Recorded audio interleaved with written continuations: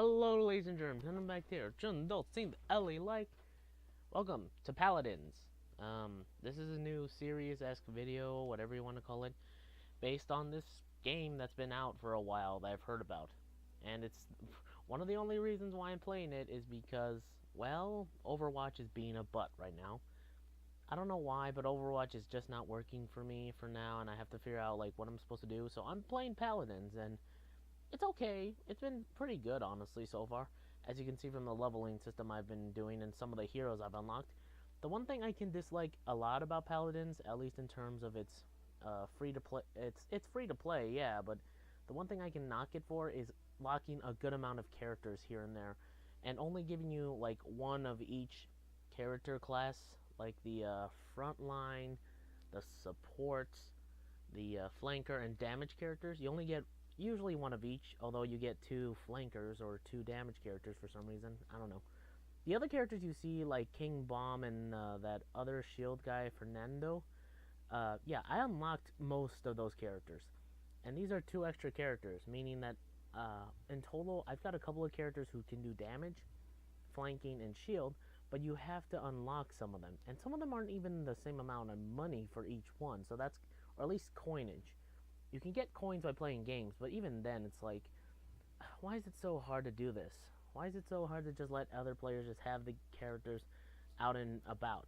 I mean, you're charging people sort of money for their custom skins and emotes anyway. Select your champion. But anyway, I'm just going to be playing this first level of the game because this game actually works well, at least in terms of just allowing me to play at a constant frame rate. Because guess what? That's actually a lot better than like what Overwatch has been doing so far. If anyone's got any suggestions on what I can do, I'm very much willing to listen. And in fact, I'm gonna do a video on that and actually ask some help. But I'm having difficulty trying to run Overwatch because the FPS on Overwatch dips so far down. It's like 5 to 10 or something like that. Most of the time it's like 5 frames per second and then 4 frames, and then it's complete BS that way. But I'm gonna ignore that for now because I just want to like play some games for some people, at least online, and showcase some stuff. I've played Smite before, so I really do like some of the game styles that this studio Hi-Rez does, and Hi-Rez is the same people who are making Paladins, who made Smite, so I decided to give it a try, and so far I'm enjoying myself. It's not great, it has some issues. For example, sorry, I had to pause certain things here and there and cut some stuff out.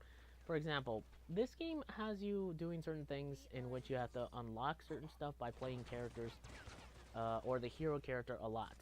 You've got abilities or key significant stuff. Then you have loadouts, which are card systems that help you boost your own thing, and then you have an item shop which helps boost certain little other things that help with the character. Well, the item shop itself isn't too bad. I don't think it's terrible. I really wished some of this stuff, like what do you call it? I really wish like the abilities tree, or the 4 abilities you can have, weren't behind a bogus little thing where you had to upgrade your own character. I really wish that wasn't the case, because it's like you have to grind this character out for a lot, and unfortunately, I have no idea whether or not it matters whether or not you're playing playing the character correctly causes this type of thing to where you play a game very well enough or not. It really all depends. Because I can never really tell whether or not that's the case or not. It's usually either or, honestly. It's confusing for me.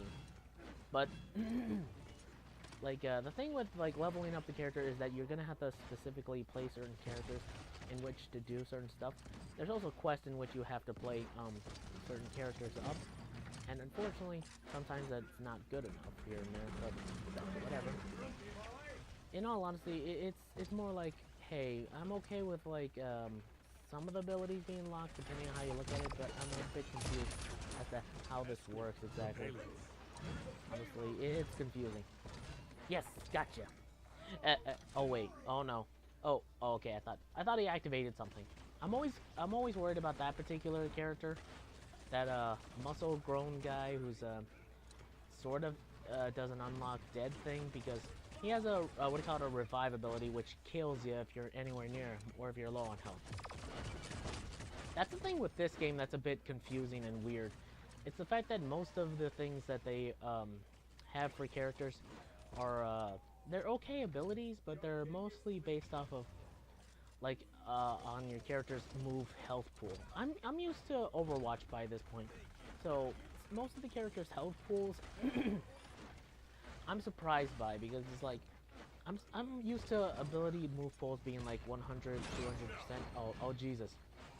Okay, by the way, that was a flashbang, thank God, because I thought that was literally like my screen going black for a second. But anyway, certain characters have large health pools, like in the thousands. Every character has health at least over 1,000, which is kind of weird, but it's fine, I guess. I don't know. It's just whenever I see 100, 200 health like drop or attack power, I'm thinking like, okay, I'm able to do this. I killed someone, right? Nope. Turns out I didn't. Oh yeah, sorry about that little frame drop. But most of the time the game, this game usually holds up pretty well to this point. It's like, oh hey, it's working pretty well. But no. Most of the other time it's just not working well enough. It's like, oh, for Pete's sakes. Oh, Jesus. But, another thing that's kind of bad about this game, aside from the item shop being a little bit weirdly limited here and there, I don't know.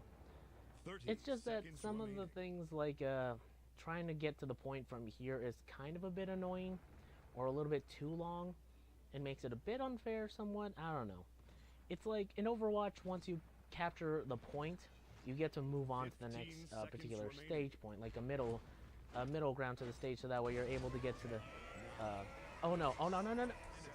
And that's what I was talking about before, you know, like the whole guy reviving himself and just killing everyone in an area.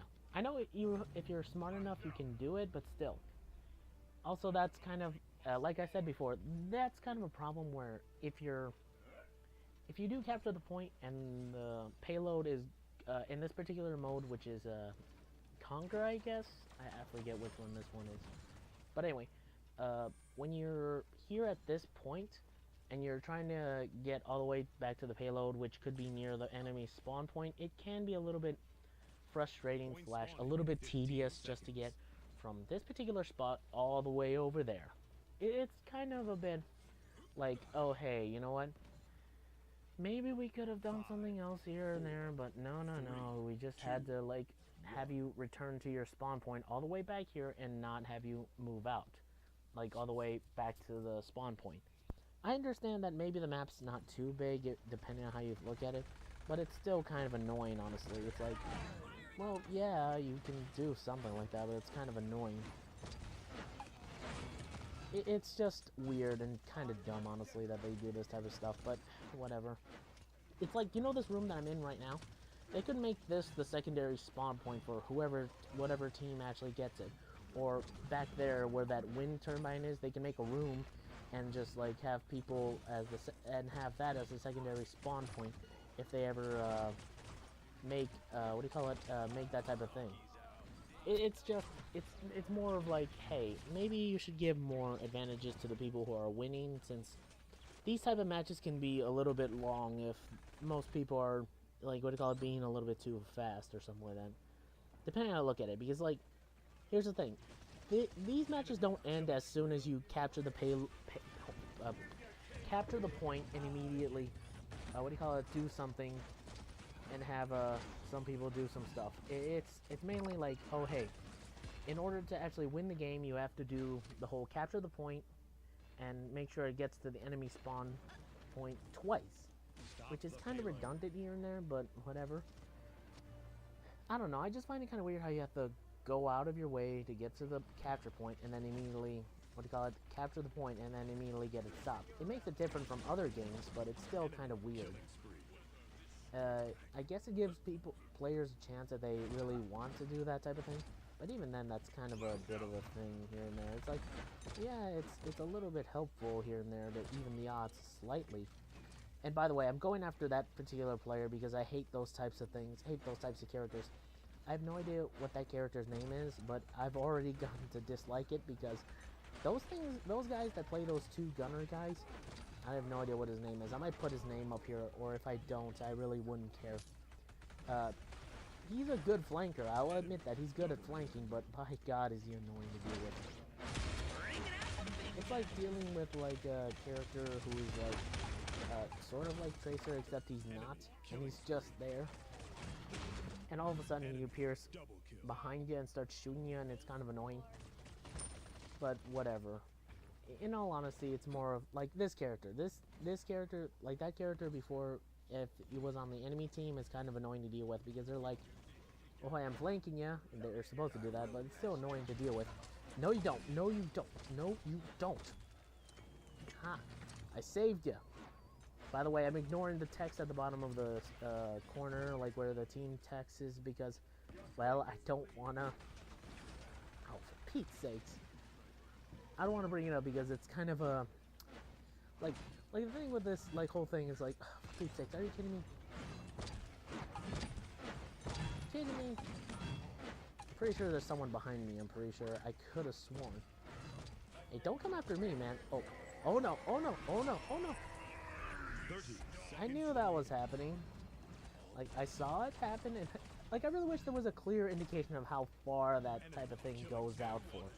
Like, there was a ring around that guy, so that way you knew when you were outside the ring. But whatever.